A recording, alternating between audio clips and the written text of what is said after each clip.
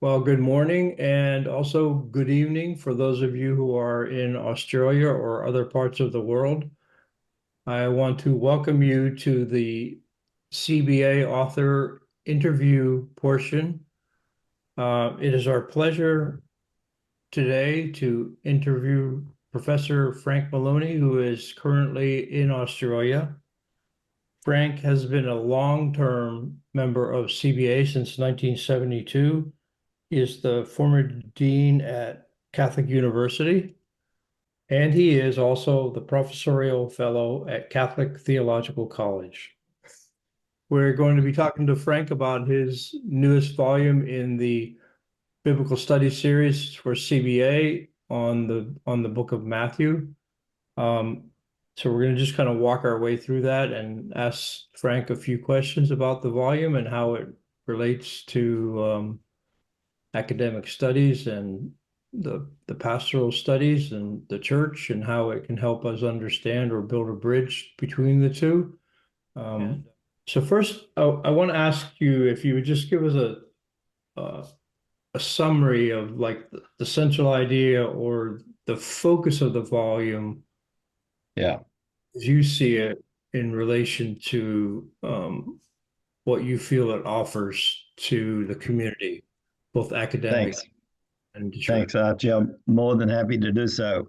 Um, there's a little history behind this.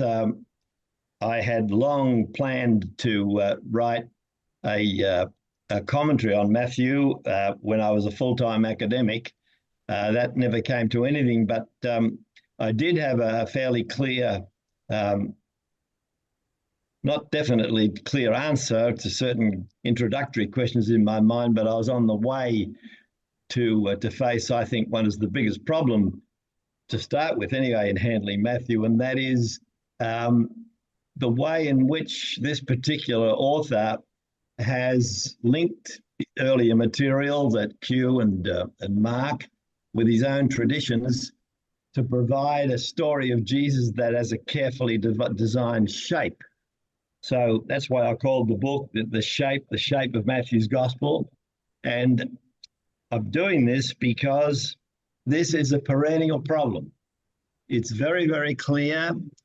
When you begin with Matthew, it's all nicely ordered. You get your infancy narrative. It's a very good prologue introduction to the person and the mission of Jesus. Then you helped by the John the Baptist material, and then all the way across, actually, until the beginning of chapter 11. It's all nicely organized. You've got Jesus as a preacher, um, Jesus as a miracle worker, and that's very carefully plotted. For example, that the miracle worker section is worked out by three miracles plus discipleship material, three more miracles, discipleship material, three more miracles, discipleship material. The sort of thing that's been greatly highlighted by Davies and Allison in their outstanding commentary, where they see the presence of turners, these use of threes in structuring the gospel. But once you get to 11:1 and the end of the discourse on the disciples and discipleship, it seems to get lost. So much so that Davies and Allison have joined Robert Gundry's frustrated decision that Matthew, by the time he gets to 11 and 12, has run out of steam. It's what Robert Gundry said: the gospel begins to lose its theological and literary pattern and structure because of what he calls editorial fatigue. Now, I disagree with that. And I think what we need what I've tried to do anyway, is to show that there's you can find quite a tight internal shape across the rest of the gospel, as long as you're attentive to Matthew's particular interest in the use of inclusions and then intercalations. Just to give you some examples, the crisis in the ministry of the Messiah, as it's generally called, runs from 11:2 to 16:23, and that's supposed to be without much order. Yet it opens with an inclusion of Jesus and John the Baptist in 11, and there's another inclusion of Jesus and John the Baptist in 14. And in all of the passages between then, they go positive, negative, positive, negative, positive, negative in response to Jesus. Mm. It's a definite development of a crisis indicated by these in this intercalation between positive and negative passages, rounded off by the parable discourse showing quite clearly who's in and out. And the Petrine confession and failure acts as a bridge episode, ending this passage and opening into the next. Now, the section of the Messiah's journey to Jerusalem also has a shape of its own, but here Matthew is more dependent upon the similar inclusion system, where it opens with the confession of Simon Peter in 16, which I've also used as a conclusion to the previous session, so I call it a bridge episode. And it closes in the confession of the two blind men at Jericho in 2029 and following. So it opens and closes with an inclusion. Now, between that inclusion with the Baptist, with the confession material, you get a series of passion predictions, the three passion predictions, and here Matthew's quite close to Mark, following Mark's pattern of passion prediction, failure, teaching of the disciples, onto the next passion prediction, failure, teaching of the disciples, onto the next passion prediction, teaching of the disciples, and then finally finishing off in with the confession of the two blind men in 2029 to 34. So again, that whole section, 1613 to 2034, begins and ends with an inclusion, confession, and is well structured around the three passion narratives. But by this stage, according to majority view, there's no more strong sense of story, well organized, shaped story, and I don't agree with that. And I think if you were to come down to the passage dealing with the Messiah's death and resurrection, obviously you're dealing with very ancient material going back to pre-Markan times, but you get Jesus entering the city, the temple, bringing the temple activities to an end, reducing the leaders of Israel to a silence, leaving the city and its temple, and that comes from the tradition. But then the fourth passion prediction, which only Matthew has, in 26:1-2, leads to a series of further intercalations. In fact, from 26:3 to 26:75, there are 11 little narratives intercalated. And the sixth of them, right in the middle, is in fact the account of the Last Supper. The Roman trial is marked with 9 intercalated stories. And the middle of them, in number 5, is the story of Jesus' death and resurrection, and his death, and he's ironically being proclaimed as king. So the whole story, as is well known and is widely accepted, unfolds between the inclusion of God with us in 1:23 and I am with you always till the end of the age in 28:20. So the beginning of the gospel all the way through to 11:1, very clear. The rest is much clearer than is sometimes allowed. And I've in fact developed a structure very heavily depending upon the use of inclusions and intercalated material between those inclusions that carry forward the overall theological argument. And I think the important thing about this use of inclusion and intercalation is it's not just a literary pattern. It's Matthew's attempt to draw an audience, to draw a readership or an audience into a reading of the story that asks them, as they move from positive to negative to positive to negative to positive to negative, they go through these intercalations, they've got to make up their own minds. Which side of the intercalated passages are they standing on?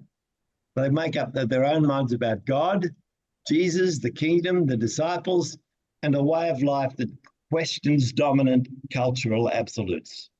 So I believe that the story doesn't lose its way once you get into chapter 11, 12, etc. I think it can be carefully plotted, particularly leaning on the use of inclusions and intercalated material between those collisions. And there's a little more to it, but that would be the bottom line, I would say, which develops a very clear pattern or very clear shape in the story, in the second half of the story, rather than evidence of editorial fatigue, which has become a bit of a catchphrase to say that there's no clear sense once you get into the second half of the gospel. I think a lot of sense can be made of it. Moving on to the next part. So, and you kind of started at that. So, there's been so much scholarship on Matthew, starting with, well, not really starting with, but one of the most profound has been Davies and Allison's book, and of course, and Gundry as well, and Meyer as well. But how does your book reflect the history of scholarship in that field? Yep. As it puts itself, it certainly belongs in there, and not in the same league as work of the people, the men you've mentioned, and that's before you go to Ulrich Lutz, whose 3 wonderful volumes in German first and now in the Hermeneia series. I mean, they are absolute classics. You're quite right, we are extremely beautifully informed with the commentaries of Davies and Allison. There are other commentaries. John Mayer's is another level, but it's very clear. But it's very interesting to see John Mayer still in a written in reasonably recent times, 1990, I think that might have appeared, something like that. But John's still using the structural basis of B.W. Bacon from way back in the 19th century, which structured the Gospel of Matthew around the 5 discourses. Now, there's very few will follow that anymore, and it was particularly broken up with people like the commentaries that we read, and particularly Davies and Allison. But you do get this difference of opinion. I find it quite interesting that Lagrange, the famous New Testament scholar from the École Biblique, he maintains that the Gospel of Matthew is the best ordered gospel in the New Testament, and most other people, including Davies and Allison, think that he loses his way starting in chapter 14. So I'm fitting myself in there, seeing if I can bridge these two. I think the five columns is that the columns of the gospel being based on these 5 discourses doesn't work. I think there's a terrific debate between Frank Matera and Warren Carter in recent years on the overall structure of Matthew that came out through the CBA, 3BQ some years ago, that I think is settled once and for all. The overall structure of the gospel, which simply uses the discourses as a part of the developing story. So I think that Matera and Carter structure holds water, and I use that myself for that base. But we need to dig deeper into it and see the smaller elements that are often go unseen of these inclusions and these intercalations. Now, I mean, I'm really right in the middle of this because I use all of these people that we're talking about, and this is, I think, what I'm saying in this small volume is but a start. I would hope that anyone who sees a new proposal for a new overall structure of the Gospel of Matthew, a literary shape being proposed, well, that deserves attention because everyone else is saying there isn't one. Well, I'm going the other way. I'm saying there is one, and it's clearly identifiable. And not only is it identifiable, but it's also clear what Matthew's up to. I mean, he includes his whole gospel between an inclusion.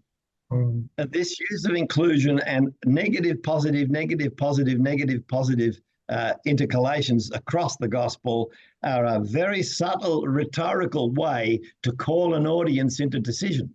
And that's what he's trying to do. Okay. So, All right, just one last question, and then we'll need to close out. So explain to our audience how this book would be helpful to pastors in the church, and then how it would be helpful for academics who are teaching a class on Matthew in yes.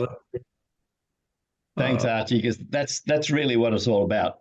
yeah. And the rest of it's what we do, but what it's really all about. And let me say, for 50 years, since Second Vatican II and the renewal of the lectionary, not only the Roman Catholic tradition, but also other traditions have been using this lectionary, which gives the pastor the chance to reflect on year A, Matthew, year B, Mark, year C, Luke, and to do it systematically across a whole liturgical year. In doing this, they have the chance to tell the story of Jesus according to Matthew, according to Mark, according to Luke.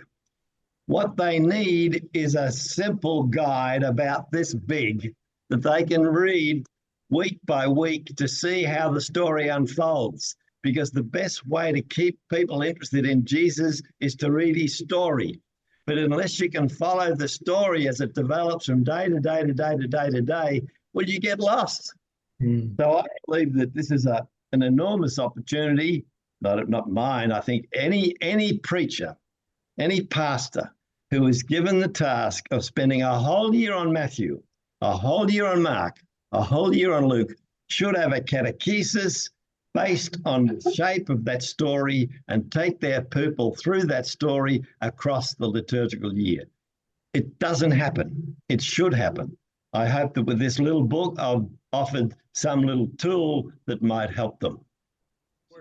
How would that work in the classroom as well? That's the second question. Again, I believe that I suppose everybody's teaching is different, but as far as my teaching is concerned, and there'll be several past students of mine that'll see this, and it will be at the CBA meeting, of course. But for me, if you can look, if the teacher can work closely with a text, whether it's an Old Testament text, a Pauline text, a Johannine text, or a synoptic text, whatever text it might be. But if you can get a hold of it and get to understand its beginning and its middle and its end, and how the three of them relate to one another, then you have something to stand on in order to communicate the material. If you just go from one episode to another, a story that interests you or might have a nice parallel somewhere, etc., you've lost it. This course is on this particular gospel. This course is on Deuteronomy. This course is on whatever. Have a handle on the structure of that particular piece of literature, and you can lead students through it day by day, hand by hand, through the text, rather than just taking pot shots at interesting passages in the thing. To me, it's fundamental in it for a teacher to have a good hold of whether they're right or wrong doesn't matter.